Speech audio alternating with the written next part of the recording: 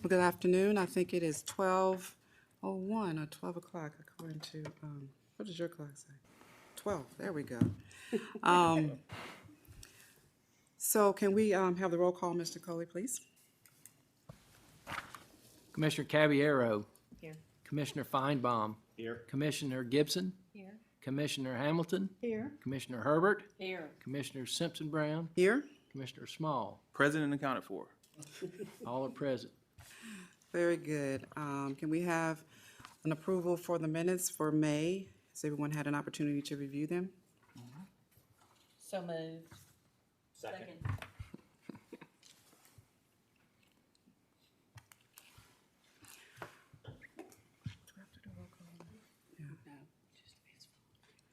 All in favor?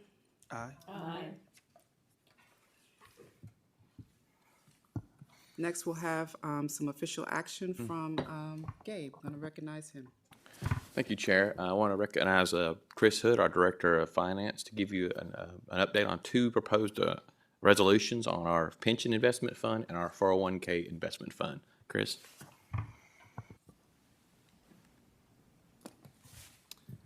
Good afternoon, Commissioners.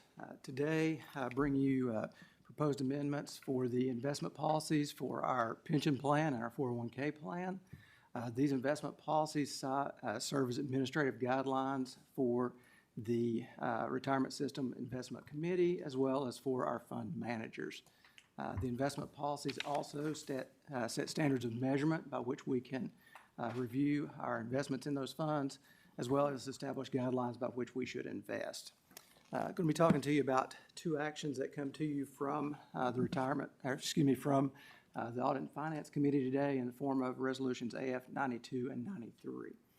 We met back on May 3rd with the committee and talked about the amendments that are before you today.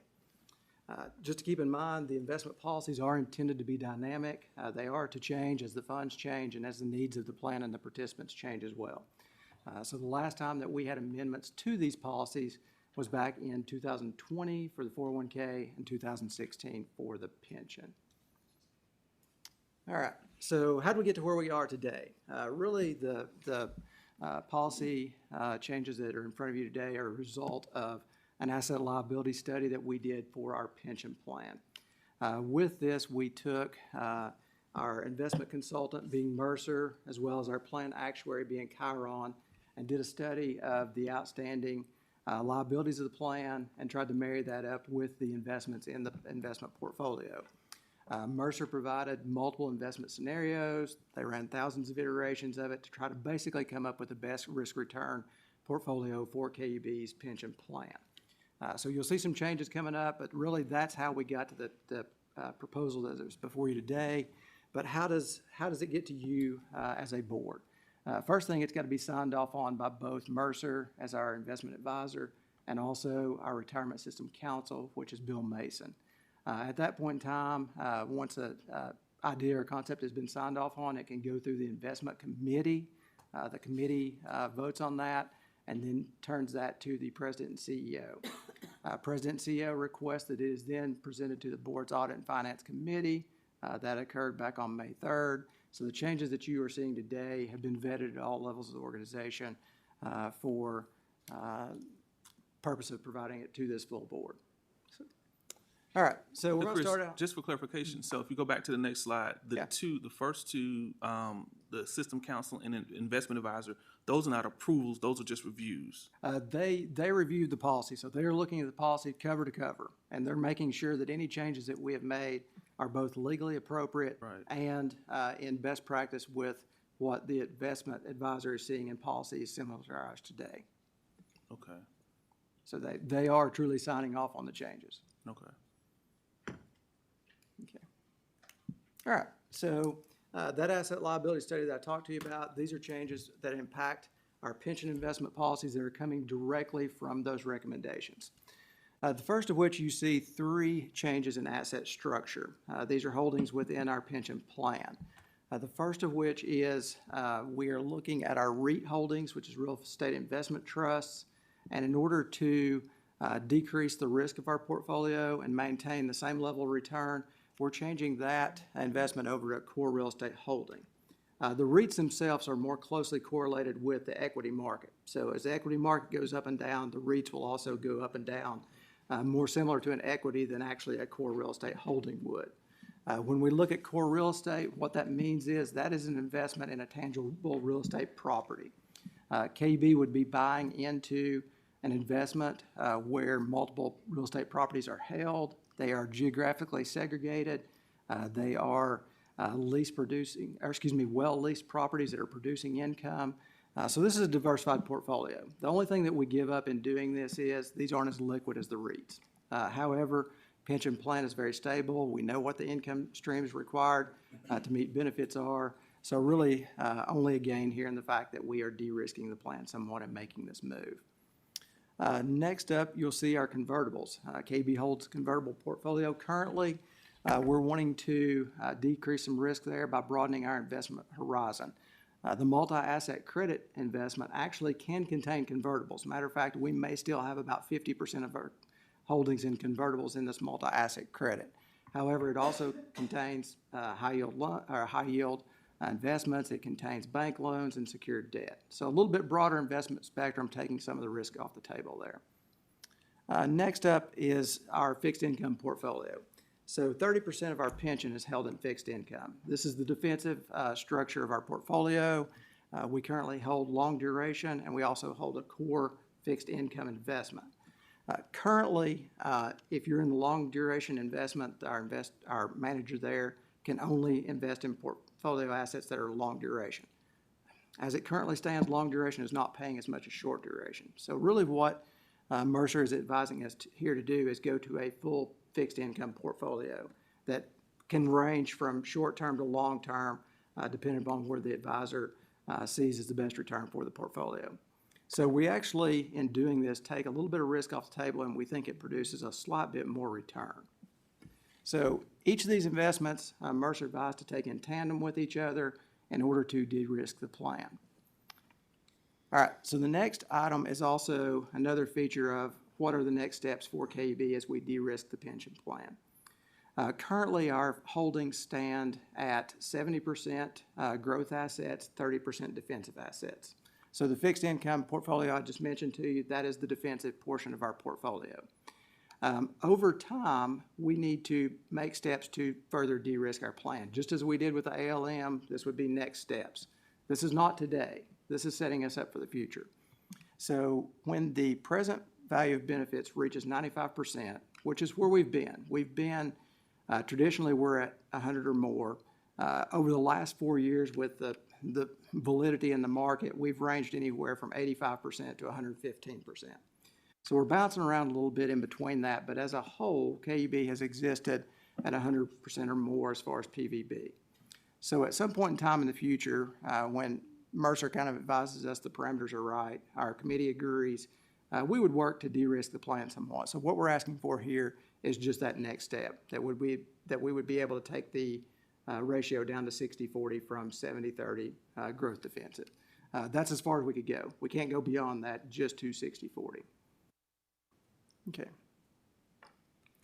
All right. So those are the amendments from the ALM. We've got a couple other items here on the pension side that we also want to do, mainly to modernize the policy itself. We took over the pension from the city over 2 decades ago, and the document itself looks much the same. It's been amended several times, but in structure it looks very much so how we got it from the city that long ago.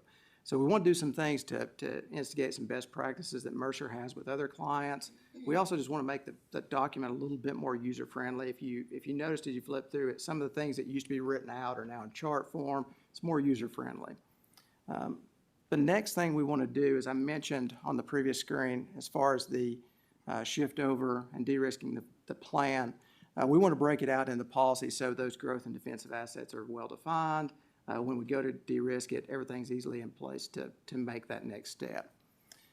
And then there's another measure that really is not something that we're suggesting, but it's something that's going on in the world around us, and it's the way that investment fund managers are meeting with the people they do investments for. Pre-pandemic, we were starting to pick up on some indicators from Mercer and some of our fund managers that most of the fund managers no longer come to the companies to meet with them. We meet with our fund managers annually, and we've done this, gosh, as long as I can remember, probably forever. That's part of the policy that states that we have to meet with them annually. One of the things that's happening is those meetings are now taking place either at the fund manager's office or at the investment manager's office, and they're inviting multiple shareholders at the same time. So this is happening around us. Nobody's indicated that they would not come to us. It's coming at some point in time. So we need to adapt our policy a little bit to where an individual from KUB would not have to be present at those meetings, even though right now I think we're still fine. So, now, Mercer, our investment advisor, would definitely be there. I mean, that's not going to change. All right, the last item is an item we actually did in our 401K a couple of years ago. We think this will help also with the risk and return spectrum, and it's the fact that our pension currently has a small cap fund manager. We have a mid cap fund manager. We want to put those two together. And really what's happening there is if you think about a small cap manager, if they have got an investment that is growing, and it may be growing out of that small cap space, they have to sell it off. They can't continue to reap the benefits of a good investment selection. So what we're asking in this is to basically have a SMID or a small cap blend with the mid cap to where if you pick a winner, you don't have to sell that winner off, or if a mid cap manager wants to go down and get somebody that's slightly below the line, they can't do it until we make this change. We've done this for 401K. We think it's a good change for the pension as well.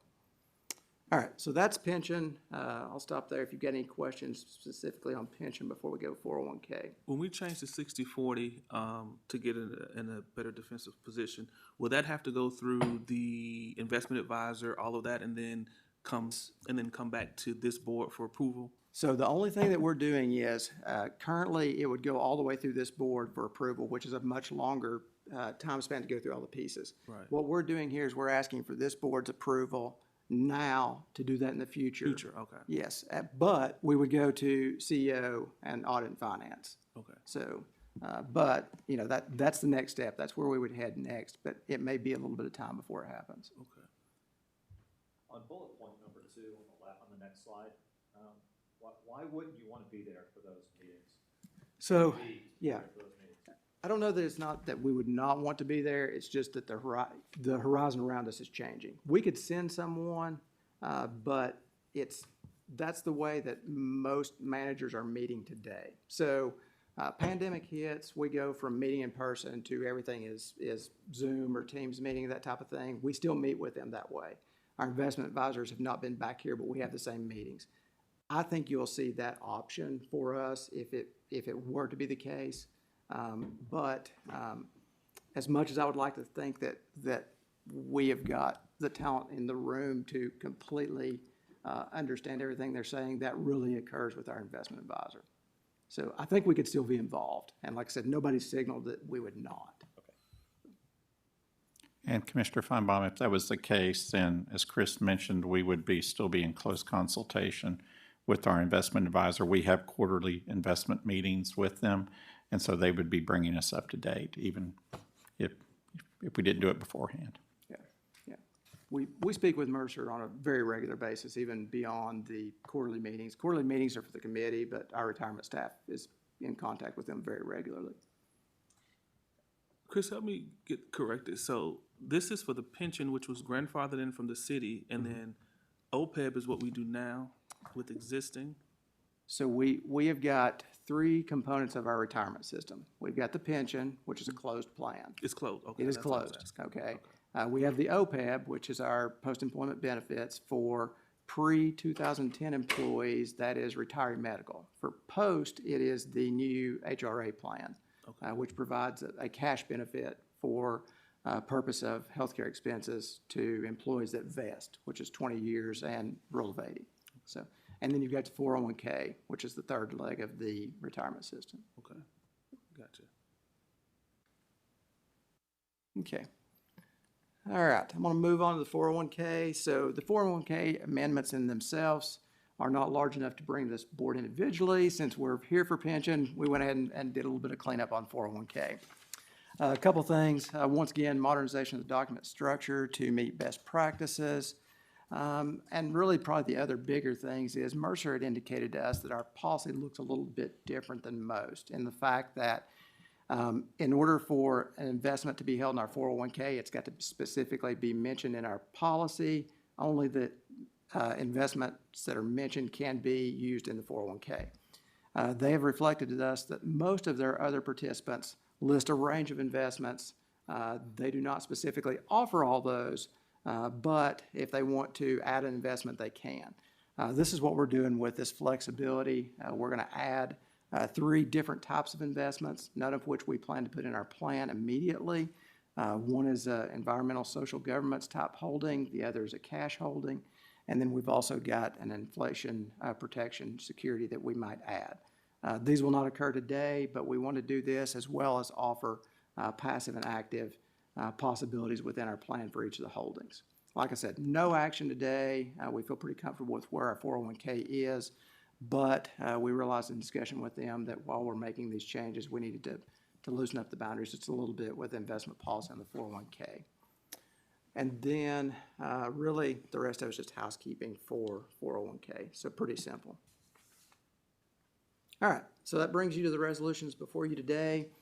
There are 2 resolutions. Both come from recommendations from the Audit and Finance Committee. Resolution 1480 is an amendment to the investment policy for the pension. 1481 is a recommendation from Audit and Finance for amendment to the investment policy for 401k. And I'll turn it back over to the chair. Thank you. So resolutions 1480 and 1481 are each before us for consideration with a motion for approval from the board's Audit and Finance Committee. Therefore, we do not need a motion or a second from this board before voting on them. Are there any comments from the board? Any other questions or comments that we want to make? Are there any members of the public who would like to address the board on these issues? Mr. Coley, will you please call the roll for the votes on Resolution 1480 and 1481 of first and final reading? We will. First, Resolution 1480 on the pension plan, Commissioner Caballero. Aye. Commissioner Feinbaum. We'll catch him in a minute. Commissioner Gibson. Aye. Commissioner Hamilton. Aye. Commissioner Herbert. Aye. Commissioner Simpson Brown. Aye. Commissioner Small. Aye. Resolution 1480 has passed. Now we'll vote on 1481, which is the 401k plan. Commissioner Small. Aye. Commissioner Simpson Brown. Aye. Commissioner Herbert. Aye. Commissioner Hamilton. Aye. Commissioner Gibson. Commissioner Caballero. Aye. Resolution 1481 has passed as well. Thank you. I recognize Gabe again for his president's report. Commissioners, as you know, we're very active in educating our customers on ways to save water and energy on their bills. And one of the ways we do that is with our workshops that we've talked about before. So I want to introduce 2 folks to come up and present this. Grayson Byard, he's in our environmental stewardship group. And also say Harley Bryant, who's our customer support supervisor. They do these presentations for folks, and I wanted for you all to see a kind of a little glimpse of what that looks like. So Grayson, Harley, the floor is yours. Thank you. Thank you very much, Gabe. Good afternoon, everyone. My name is Grayson Byard. I work in environmental stewardship here at KUB, and I'm going to be talking about our energy workshops. Specifically, I'll be talking about our kids and our teen workshops that we provide here at KUB. So first up, we have our I Spy Energy Kids Workshop. We do this in partnership with Energy Right. This is very interactive and engagement-based. It's targeted for ages 5 through 12, our elementary school-aged students. You can see on the right-hand side here, we have our energy monsters. They're the mascots that kind of aid and illustrate a lot of what we go over in this presentation here. So you'll see them a lot here just momentarily. A lot of the topics that are covered are very basic: where energy comes from, how it gets to our homes through the grid, how we use energy, and more importantly, how we save energy. At the end, participants will receive an I Spy Energy Kit. It's very age appropriate. It has coloring books, stickers. We're going to hand one around now, and some interactive kind of activities that they can take home with them at school or like I said, at home. Move on here. So this workshop is presented in a format to be within a classroom. Excuse me. But a big portion of what we've done recently is in community events. So as you can see on the left-hand side here, we're at KUB's Community Expo we just had very recently. It was very popular. Down there, I was at Blessings at Bell Street, where I met Commissioner Schmall there. And most of the time when we go to these community events like Amherst Science Fair or anything like that, we'll keep these displays on the ground that I'm going to show here in a minute and allow for kind of self-exploration. The kids will like to flip switches and figure out things on their own. But up at the top there, you can see that is myself and Janae Peterson from Community Relations. We're at Knoxville Montessori School outside doing a presentation. It's very question and answer based, very interactive, kind of almost conversational, where kids can ask about a lot of the things that they see. And they love to tell stories about things that they've heard before. So this is just an example of some of the slides and animations we present in the presentation. This is Breaker. He hangs out at the step-up transformer here, and this kind of illustrates, like I said, these mascots kind of illustrate the path of the grid. You have Newton, and this is a good opportunity that I like to bring up with some of the students to give me examples. Like I said, they love to tell stories, so they love to give examples of any time they've ever seen a transmission tower or a transformer or anything like that. Get the substation, and they'll move through almost every step, and then again, here we are at the local power company. This is a great time for me to highlight what we do here at KUB as far as energy allocation and conservation, things like that. So we move further down here until eventually it reaches their home. We have another set of animations here for you. This kind of breaks down appliances and devices you might find in your home and compares them relative to each other and classifies them as high energy, medium energy, and low energy devices. And you'll see here in a second, we bring up kind of a snapshot of just a cartoonish kind of living room here where Newton is hanging out. He has every device on in his living room possible. And so we'll ask the children, help us, Newton needs to leave, and he needs to turn off all the devices before he leaves. So they'll help us click through all these devices. You'll see like a little lightning bolt pop up there. It's yellow. That means that gaming console is a medium use device when it comes to energy. And so we'll click through all these different things and turn them off as he gets ready to leave. You'll see, well, we need you to turn it off. And we have a cute little animation where everything turns off and he leaves the room, and there you go. We have examples of this with bathrooms, kids' bedrooms, kitchen, and we do this kind of thing for a lot of the rooms in the house. We also have examples of this for seasonal examples. So it's like a house that's in the dead of winter or in the heat of summer, and they have every single window open in the home, and we're asking them what they can do better to conserve energy in the home. And we'll move along here. So that kind of brings me to the transition to our Energy Evolution Teen Workshop. This is brand new. We haven't presented one of these yet, but we've just kind of gone over all the content and everything. Again, it's partnered with Energy Right, and it's targeted for ages 13 through 18, our middle and high school age students. And it adds another level of introduction into energy, like environmental impacts and economic development. What's unique about this presentation is it allows for a lot of branding and marketing. So you can see on the right-hand side here, we have our KUB logo, and it even offers a couple slides where we can highlight what KUB's role is in a lot of this.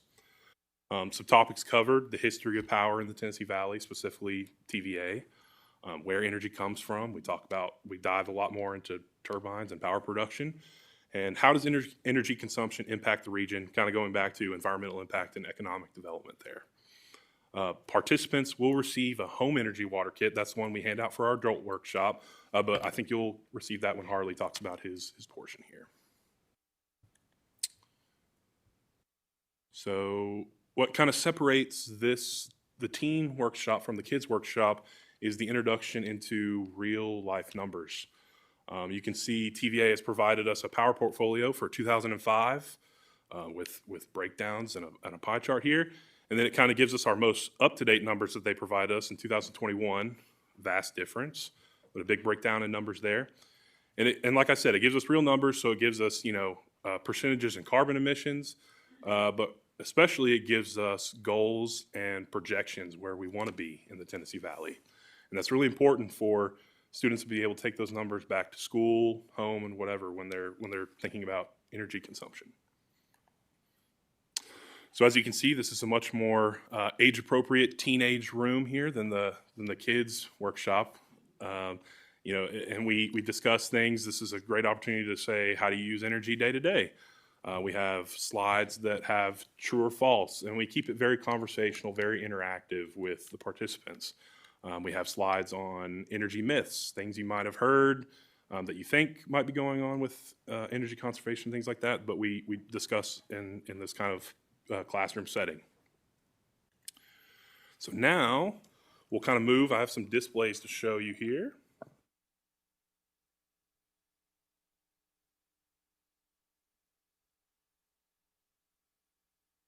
Displays. We don't have teen displays, but we use these kind of in tandem with the workshop, like I mentioned before.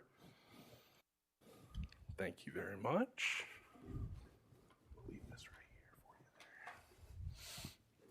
there. Okay, so first we have a demonstration of our grid here. I'll make sure we're on.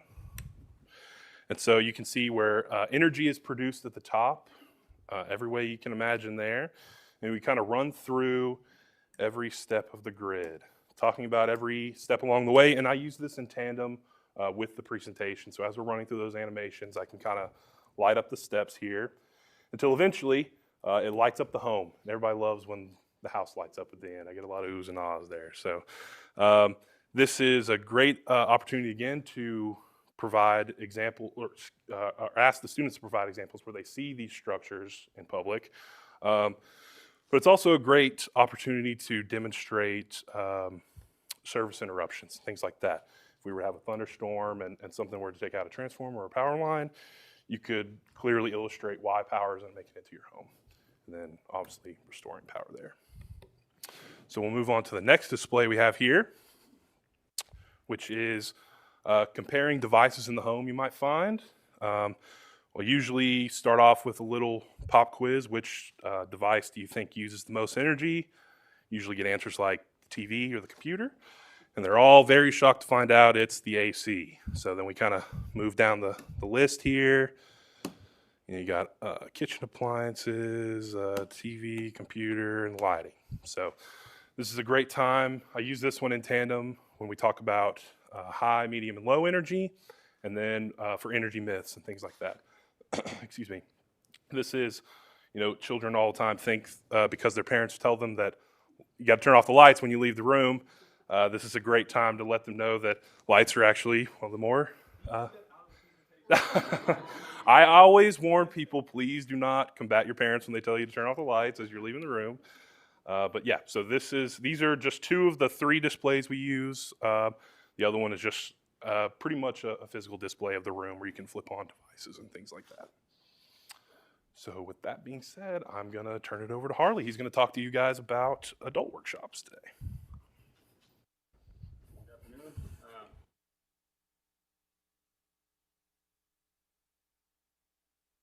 We started doing these in, I think, the fall of 2018, and leading up, we did quite a few in 2019 before the pandemic hit and didn't get into the community quite as often.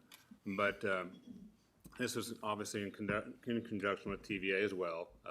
I guess kind of the OG version, because the kids workshop and everything came after this. But there is a breakdown of where energy is used, just like with the kids workshop. What uses the most in your home? How can you save on your bills? Because obviously with the adults, we're looking more at where's that money going, and how can they conserve on keeping that down. And we also have the water savings, so we'll talk to them about where water goes and how that impacts your bill and taking care of water leaks and things. And then we've also, even more so, look at the online portal, the utility bill, how to understand the bill a little bit, so they can kind of get some introductions there. What are some things they can use to manage that a little bit better with the KUB app or whatever else we've got. At the end of that, they do receive the home energy kit for participating, and it's got a little bit more robust items inside there, things that they can actually use along with what we've showed them with the displays. So we also have, with this demonstration, before we went into pandemic, we actually had a recording of this presentation done. So we've actually been able, we were prepared when we were no longer able to go in person and do these workshops. We had a virtual version, played the video and went through all the things online, and that worked quite well for a couple of years before, and it's now starting to get back into the swing of things. So kind of like what Grayson's slide showed, here's a breakdown of where your utility usage is at. You know, if you take a $100 utility bill or $100 electric bill, this is basically where that $100 goes. About 75% of that is your heating and cooling or your water heating. So we try to focus a lot of the presentation on where can you save, what do you need to do inside your home to keep that energy usage down, or how to manage that. And so the couple slides I'm going to share with you is kind of emphasizing on that. Talking about their thermostat, what kind of different kind of thermostats are there, and on the water heater as well. What's the best temperature to have your water heater at? And it's not quite as interactive with the children's, but they do kind of put some jokes in there from time to time, like on your grocery bill, do you want ground beef or steak? Where do you want it to be? You want to have your thermostat at 60 degrees to keep it really cool, or do you want to kind of have more like 75 or 80? And then this kind of shows some comparisons when you are adjusting your thermostat, where it's at. The recommendation for the summertime is 78 degrees, and then every degree below that, it kind of shows how much of an increase that impacts on your bill. So like most of us, we're probably keeping our air conditioning around 72 or lower, so we can expect to have about an 18% higher electric bill than somebody who has theirs at 78. And then this kind of goes on to a breakdown of some of the additional slides. We talk about just once you've paid to heat your home, once you've paid to cool your home, you want to keep that energy inside. You want to keep that heat inside, keep that cool air inside. So talking about home insulation, what they can do to check on your home insulation, what levels are appropriate, how much you should have, checking on your air sealing, if you got holes in your intrusions, like in the picture here, you got intrusions where pipes and wires have come through. Those can also lead to exchanging cold air, warm air. And also when we talk about, there's also potential for critters to come in your home. So you want to seal those up. And within the kit, it actually starts them out with some foam and some different things they can go along with that. And then we also talk about weather stripping, which we'll show in the display as well, how that can impact your home. And then we lead on. We also talked about water savings. We go on with a lot of other topics as well. So it seems to be very good. We've done probably over the last several years, 80 or more of these presentations, and we do continue to have a good feedback from folks as we do them. So, like Grayson, I will show you a couple of displays. I know mine's much quicker, shorter portion of that, but I'll show you a couple of the displays we do. There are several displays that we go throughout the presentation, and we try to break it up to so it's not just me or another presenter talking the whole time. We'll have somebody else talk about the displays in between time to break it up somewhat. So this display explains to folks about weather stripping. How important is it to have weather stripping? You got one door that's got no weather stripping at all. It's completely wide open, and you got another door that has got very robust weather stripping in it. And we kind of show some examples of the different type of weather stripping you can have on your home. And then we'll turn the fan on, and you can kind of see the impact. If you don't have proper weather stripping, you can see the airflow just coming right through your door.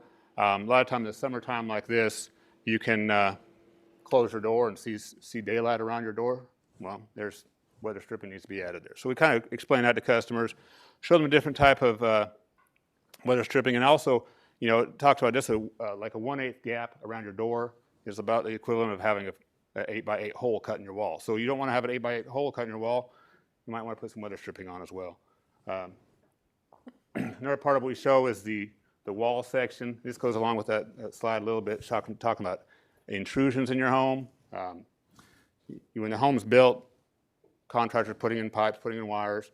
They're doing that, getting it in as quickly as they can, and a lot of times it's a bigger hole than they need to get the pipes through easier, right? So they leave these intrusions behind, and those intrusions can also lead to an increase in airflow and heat and air exchange inside your home. And so we want to try again, keep as much of that inside your home. Keep your cool air inside in the summertime, keep your hot air inside in the wintertime because you've paid a good price to keep it in. We also focus a little bit on the outlet. These would be your outlets on your exterior walls. So when the house is built, insulation was put in, that insulation pushed aside, the outlet box was put in. And there's a place that's not necessarily insulated, so when it's cold outside, you could feel some cool air in there. So this demonstration kind of shows two things. One, it shows on your walls, so you have your wires and pipes in your walls. Maybe you just got new fiber internet put in your house, but those wires go all the way through the top plate of your house. And so that warm air can go right through your top plate, right up through your attic, or the cool air in the wintertime and summertime.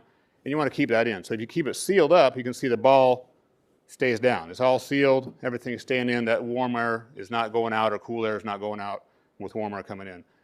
This is an example on those outside outlets. You can't quite tell here because it's blowing so much, but this one has, inside those kits, there's an outlet gasket you can put behind the plate, and that plate helps prevent the air transferring. But also, sometimes those little child safety covers will also hold some of that, when there's nothing plugged in. So there's nothing plugged in here, so you're seeing a little bit of the blowing, but much more of this, it just demonstrates more of that airflow through the thing. So it definitely just gives more visuals to folks. You're looking at your bill, and man, I got this big KUB bill. How am I going to pay this bill? Or where does this bill come from? Well, here's a good example of where the bill came from. And kind of like Grayson said, putting all brand new lights in, light bulbs are getting more and more expensive anyway, but changing all your light bulbs out is going to have an impact. But the bigger impact is making sure your HVAC is up to date, making sure you're using less hot water when you can. And so we kind of just go through a lot of those topics and tips they can use to keep those down. So, y'all have any questions at all? Do you do any of these for employers, like if they want to have a big group of their employees be educated? Is that something you've done? We have done that for a couple of places like that, and basically we get requests from just a myriad of different places, schools and community organizations, church groups. We have a partnership with CAC, SEED, SACE, Sierra Club. We work with all these different groups, and some of the, like SEED's learned to do some of these on their own as well. So they're kind of getting out into the community even more so, and they've got their own set of these so they can go out and show how they can save on the electricity and everything. I have a question on the same vein, but how do employers or organizations know that this is a service we provide? Well, we are looking to actually develop some more marketing for it, but right now they can go onto our website, and on the website there's a presentations, and you can actually click request a presentation, and so things like this or our other demonstrations we have with the live line demo and other things are all, you can click on that link and kind of put your contact information in there. But as far as knowing, that is something that they're working to develop some more marketing, some mailers to put out into the community and everything. Do we have them in any other language other than English? The recording I mentioned, we did record that in Spanish also. So we have that in Spanish currently. And we are looking at, obviously as people are requesting those things, if there's more other language that are requested, we will assist in that as much as possible. We do have, we try to have somebody at least available that can interpret. Maybe we had one event, maybe at your place. Centro. Yes, El Centro, thank you. We might have had one there where we had English speaker doing the presentation, and we had somebody there to answer questions. So we try to work as much as we can, and actually in my department, we have somebody coming in that is very fluent in Spanish, and he's going to be learning these very quickly so he can get out there as well. Thank you. So when we have folks who utilize some of our services, particularly, with CAC and things like that, do we, have information that we can talk to them about? These are ways that you can conserve energy. Do we give them kits or things like that? Because these are folks who generally have had issues either with electricity to bill too high, and maybe to help mitigate some of that, we can use those as part of that process. Yeah, actually, and we haven't had much since things opened back up after the pandemic, but before the pandemic, we were in there probably at least once a month, maybe twice a month, at the CAC Center on Western Avenue, and as folks were qualifying for assistance, Right. they were actually not necessarily requiring them, but they were saying, here, we have this presentation, so we would go through and explain to these folks how they can save on those bills as well. So here you're getting assistance, but here's what you can do to try to keep that down in the future. Perfect. Yeah, I think that's helpful. I think, you know, as we think about the totality of how we support community, I think that might be a natural part of what we do is also, hey, because we don't want you back here, right, in 3, 6, 7 months. And so how do we help you kind of mitigate some of that through, long through term. education, long term? The other part of it, I know at some point we used to do energy audits. Is that correct? We would go out and help folks. Who's TVA did that? Okay. And we'll explain to customers when we do this, or attendees, you know, if they want to have an in-home energy audit, it's part of the energy rights system. So part of our spiel is we kind of show folks how they can go online and request that through the TVA website. And, you know, TVA will send their contractor clear result out, and they'll come inside the home. They'll look up and down and give them a list of recommendations. It's, you know, what's the most bang for your buck? Okay, yeah, you can go and get all new windows, but that new windows is only going to save you maybe 5% of your energy bill. But here's what, look at these appliances you need to change out. And that's so they do kind of make a top 10 list of here's the things you should do to make that better. So it's a really good resource. We try to recommend that to customers as much as possible. Even when we have interactions with them on, hey, how come my bill continues to be so high? Well, can't exactly tell you why your bill's high, but let's see if we can get somebody in there to help you see what's using most electricity. Is the audit something that's provided through like the home uplifts? Is that for low income or is that anyone that wants an audit? Those are for anybody. Anyone.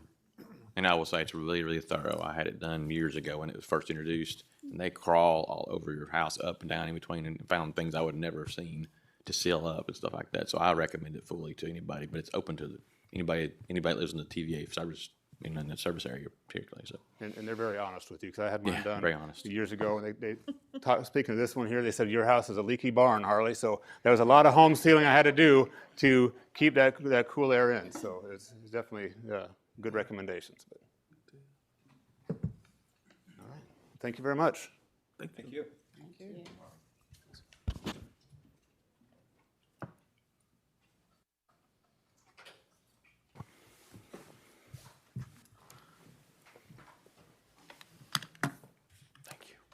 Thank you, Jesse.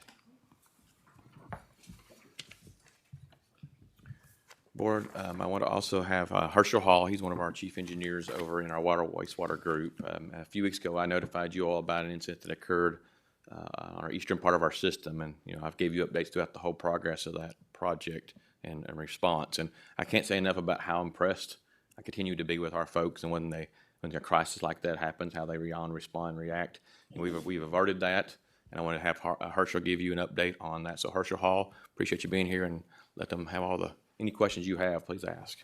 Yep, Gabe, thanks. I appreciate the opportunity to be here this afternoon. Kind of as has been stated, this is an exciting, challenging, unique project, and I was certainly proud to be a part of it and its successful resolution. So hopefully I can sort of talk about the timeline of how it occurred and sort of our response to it and sort of where we are today. But with that, let's jump in. On May 12th, our plants and operations staff became aware of some unusual conditions within our water distribution system. Tank levels were dropping, pressure was dropping inside the distribution system. So I knew there was an issue. That would happen somewhere between 4 and 5 a.m. About the same time, which is somewhat strange. I guess folks are used to reaching out to 911. 911 reached out to us and said, you guys have an issue out along river shores. You might want to take a look. That kind of put us on the path to understanding that we had an issue with our Boyd's Bridge river crossing. And I'll get more into that crossing during the course of the presentation. But later that morning, we also learned that a force main had failed at the very same river crossing. So not only were we experiencing a large diameter water line failure, we were experiencing a simultaneous force main failure. Either one of those is quite the calamity. We were experiencing both simultaneously. Talk a little bit about the river crossings themselves. This is Boyd's Bridge, an aerial photo of Boyd's Bridge Pike and the bridge there itself. You can see 3 lines there, yellow, blue, and green. Yellow represents gas, blue, water, and green, of course, wastewater. These lines were installed late 90s, early 2000s by directional drill technology. And when I say that, they set up a drill rig on one side of the river, drilled underneath the riverbed through solid rock, and popped up on the other side. Through that hole they had drilled, they would pull the pipe back through. So they did that for water, sewer, and gas. Again, early 2000s that was installed. Pipe material was high-density polyethylene for the water and wastewater. 30-inch water pipe with a 24-inch inside diameter. The wastewater is 16-inch. Again, high-density polyethylene. I want to talk a little bit about why those lines are important. Water basically flows from our main city pump area out east and serves our East Knoxville community, East Knox County. That is one of two feeds that provides water distribution service to the East Knox area, and that's Straw Plains area, that's Forks of the River, some of our larger customers out there, Melaleuca, Pepsi, Fresenius is out there. Also, some of our wholesale customers, two of our wholesale customers also receive flows via those two 24-inch lines. Again, that 30-inch poly line, the water line, has a 24-inch inside diameter. So it's a thick pipe, it's a robust pipe.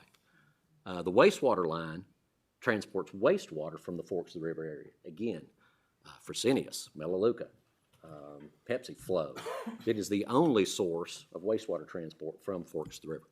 So half of our water lines are out and all of our wastewater lines from Forks. So KUB's response. Underground immediately went out in the early morning hours and valved off that line to stop the leak. We established the ICS team, the incident command structure. That morning, I know that I received a call from my manager at about 5:15 alerting me, and I was wondering why the phone was ringing at that hour. Something couldn't be right. And he said, hey, I think we've lost Boyd's Bridge. And so I wanted to let you know what you're coming into this morning. So as I rolled in at 8, the room was filled and people were actively working through the scenario. We were fortunate enough to have an operational plan in our hands of how to deal with the water system should we lose that line. So we weren't flying the plane in the dark. We had some sense of how to respond.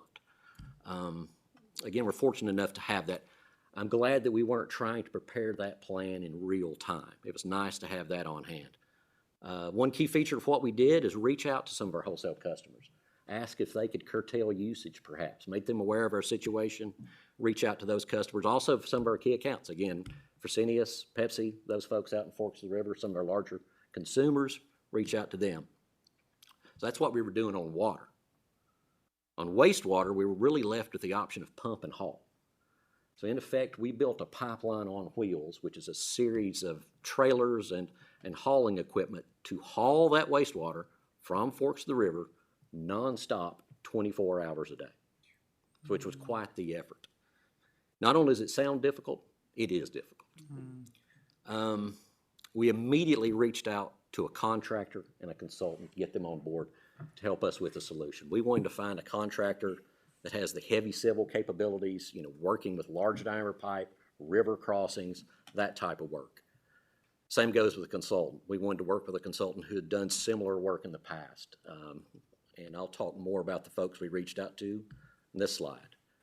You folks may be aware of Garney Construction. We reached out to them with regards to the contractor construction work. Our design consultant is Hayes and Sawyer. Both of those folks have worked on our system doing heavy civil work, including river crossings. Garney laid the force main adjacent to Calhoun's on the Tennessee River, close to town. Hayes and Sawyer has helped us out with several design projects involving river crossings. We established, as part of that team, part of that project team, we had several folks from engineering to assist with modeling efforts, determining what pipe might work from a diameter standpoint, from materials, what materials would be available.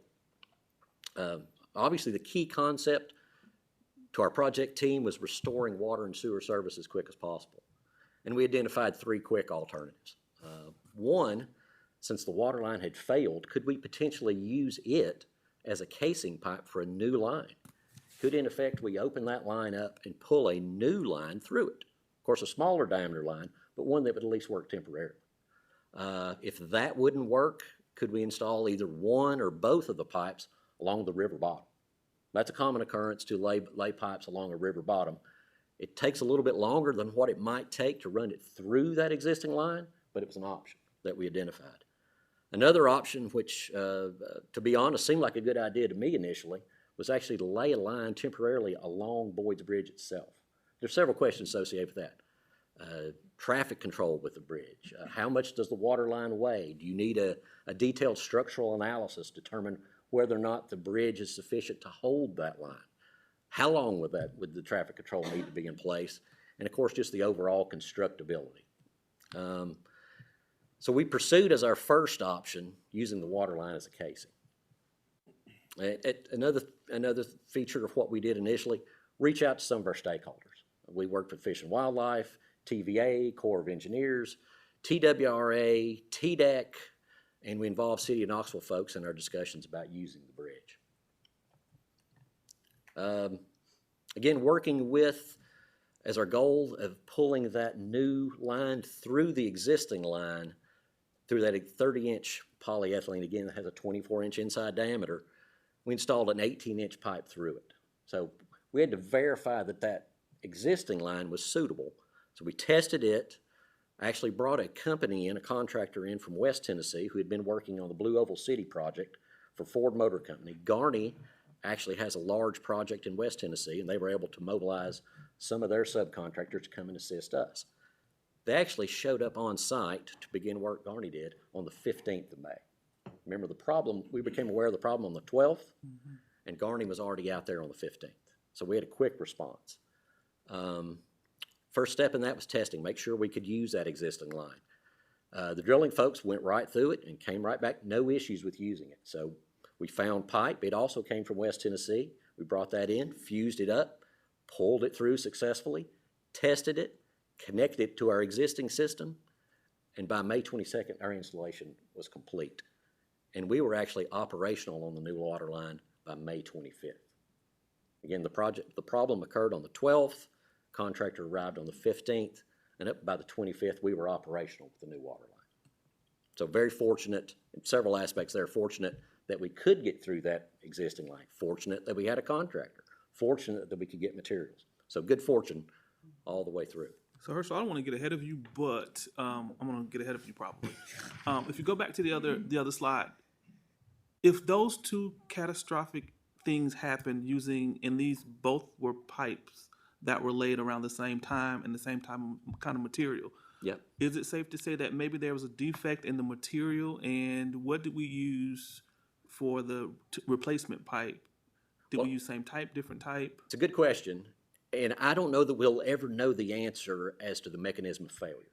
The best guess is, the speculation is that something occurred during installation. I don't know whether it was somehow scratched or gouged by the rock formation as it was being pulled through, which created a weak spot, and then over time it developed into a leak, which eventually became a catastrophic failure. But there's no way to know that. But typically, and you can see the cross-section of the pipe there, it's 3 inches thick. It's a robust material. Upon looking at it, everybody questioned, how did this happen? As thick as that pipe is, how did this happen?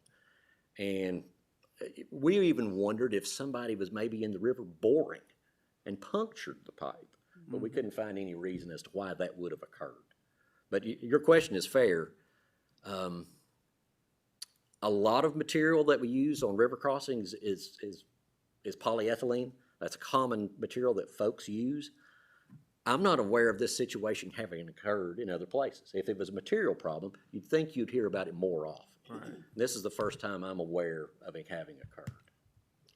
But that is to say, every material has its strengths and has its weaknesses.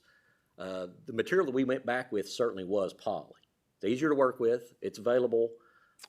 It allowed us to get back on our feet in quick order. I think before you go forward, you talk about good fortune, but I think this is really a testament to really great relationships as well. Absolutely, yeah. Since we've been here, since I've been here on the board, I hear of how KUB goes and supports anyone in any disaster that happens across the region. And I think this is a great place where, you were able to reach out for help and folks knew that you were great partners. And so I just think that yes, there was luck, I'm sure, because there's a shortage and everything, but it's also just the ethos of the organization, I think. So congratulations on good luck and good relationships. We are certainly fortunate to have good relations, especially in the contracting community, people that can respond, people have the capabilities and are willing to respond. So no doubt that was important. One more question before you go forward. Since we use the existing pipe and replaced the pipe through it, we've reduced the volume. Do you see a point in the future where we might have to change what we've done because of that reduction? Yeah, I would describe both of these lines, and as we get further into it, I'll show you what we did on the wastewater, but both of these I would consider to be temporary lines. Yeah, we would have to go back. This line, the new line, certainly meets our needs and keeps us running and operating, but most likely we would need a permanent solution, which is, a couple years down the road probably. That's a good point. Few photos of the construction itself. This is the drill rig. You've probably seen these, but this is a heavy-duty drill rig, and basically it runs a series of rods from one side of the river to the other. And it's slow, methodical, monotonous, redundant work, but that's the drill rig that was set up, and they were in and out in a hurry. I assumed they would be here a while, but they did not stay around very long. Once they pulled that pipe through, it really took them a couple hours to pull the pipe through. So once it took longer to fuse the pipe up than it did to actually get it from one side of the river to the other. But that's the drill rig itself, and you can sort of see and this is taken from the eastern bank. That's the pipe actually coming from the west side to the east. And you can see the the pulling head there on the end of the pipe. The drill rig was attached to that, and that's how it pulled it back across the river, or under the river.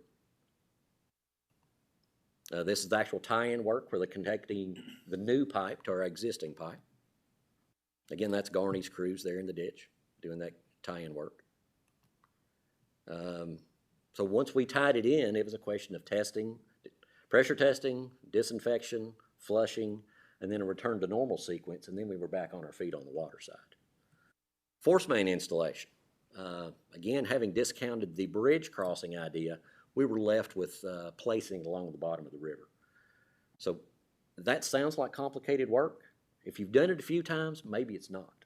They were able to get that pipe installed in one day. So I'll walk you through some of the photos and what that might look like. But the biggest part of that was the acquisition of pipe, fitting, and anchor blocks. We had to have the anchor blocks fabricated locally. It took a few days for that to happen. Again, the pipe came from West Tennessee. So basically the process is you fuse the pipe together, you float it across the Holston River, you sink it, and then you test it and tie it into our existing force main. So not a long drawn out process. This is an actual weld where you've two ends of PVC pipe are in fact fused and melted together. That fusing operation has to be done at a certain temperature for a certain duration under a certain pressure. So there's a scientific approach to the fusing work that we do there. But that's two sections of poly fused together. This is as they're preparing to go from the west bank to the east. You can sort of see the anchor blocks that the pipe there is resting on there in the lower left portion. And they've also got a cap on the end of the pipe so that it doesn't fill as they're pulling it across the river. So they've got a heavy machine on this side and they've got a guy with a rope on the other. So the heavy machine lifts it and sort of pushes it out into the water, and the fellow with the rope there on the east bank just guides it toward it. I didn't think his rope was big enough, needless to say, but they knew more about it than I did. These are the anchor blocks themselves, basically two pieces that bolt together. You got a top piece and a lower piece. There they are a bit further, and you can see the machine lifting it and moving it out into the water, and again, it floats. And further across the river, still floating. Even with the anchor blocks, it still floats. It only sinks once filled with water. And so they actually filled it with river water, sunk it, and then it's ready for testing. Once it's tested, there's no disinfection on a force main. You tie it back in and you're ready to go. A little bit about project timeline. Again, the failure occurred on the 12th. The water distribution system was back to normal on the 25th, and we were able to get the force main back to normal on June 6th. So it took a bit less than a month to get us back on our feet, both with water and wastewater. Success factors, our ability to do hydraulic modeling in-house. We have our own staff, our own folks that have the capability to run the model in real time. We don't have to reach out to a consultant to get that information. We can run that modeling efforts, determine how the system will operate if we close a valve, if we tank a tank out of service. We know in quick order how the system will respond to operational changes. The fact that we had an operational plan in hand when this event occurred, I can't discount the importance of that. Again, we weren't flying the plane in the dark. We had some sense of where we were going and had a plan that we could use. I like to talk about the contractor and the consultant that we had for this project. Hats off to them and the work that they did. Again, the consultant had done work like this in the past. They had relationships with the permitting agencies. They knew how to design the anchor blocks. They knew how, which is work in itself. You think it's simple to design an anchor block? Actually, they went out and looked at river flow information, river hydraulics, to actually size how big those anchor blocks are and how many you need. Communications plans with our customers. I think that was important, sort of letting our customers know where we stood, asking them if they ever helped, being transparent with them.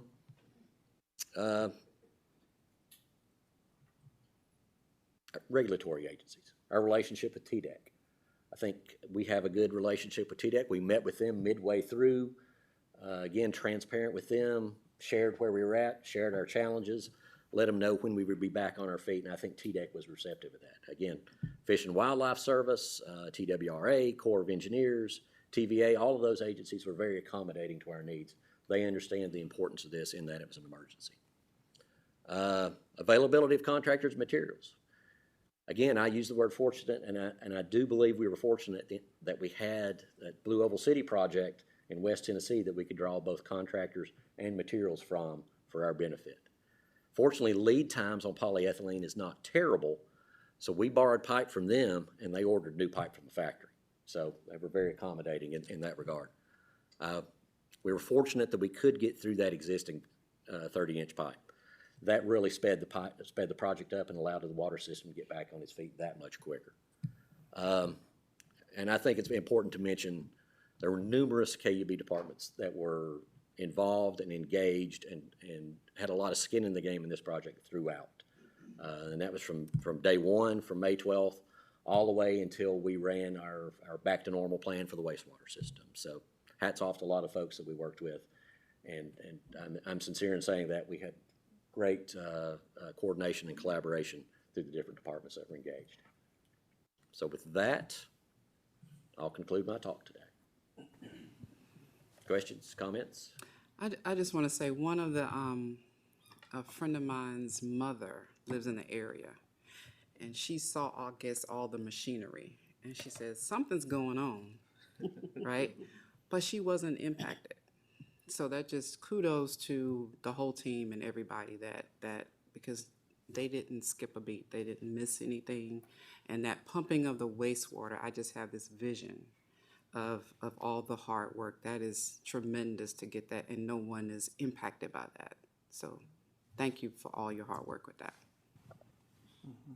Commissioners, I'd like to add to Herschel and a host of folks were phenomenal. And it's enough to say they were phenomenal. I'll also say that we've actually heard that TDEC is preparing an appreciation letter to us for the efforts that we did for pumping and hauling and doing the restoration. So we're expecting to get an appreciation letter from them shortly. So.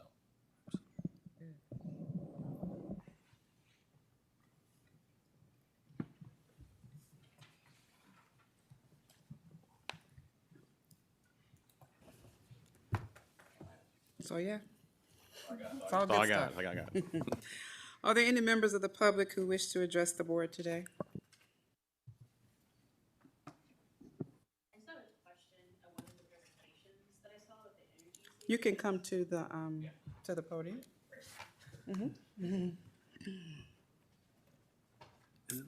We need to move it out. Hello, corner. I really love the energy savings educational program. We'll move that out first. Sorry Oh, about cool. that. So you can get I'm out. out from the corner now. State your name for the board. Oh, yeah, Madeline Collins. Hello. Yes. And you have 5 minutes, Madeline. Yes. I just had a quick question was, I like the energy savings educational program. I actually went to the one at Seed, and I found it really informative.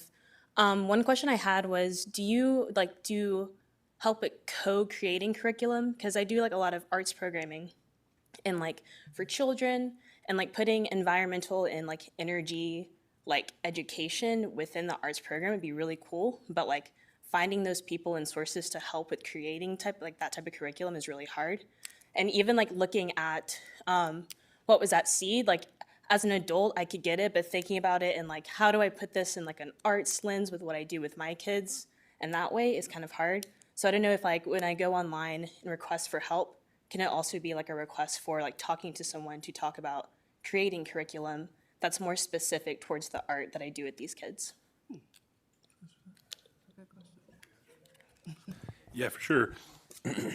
When it comes to the curriculum and the presentation, especially in the kids and the teen workshop, they're really kind of guided by TVA and Energy Right. So when it comes to stuff like that, what the presentation we do in the field is really kind of already set, the curriculum, the numbers, the facts, all that kind of stuff.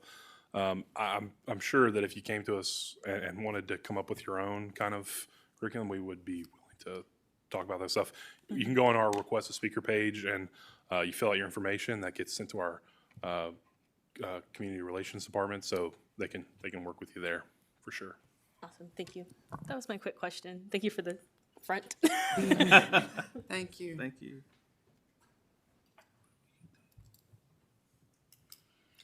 Following the adjournment of this meeting, the board will have a lunch session that is open for the public to observe.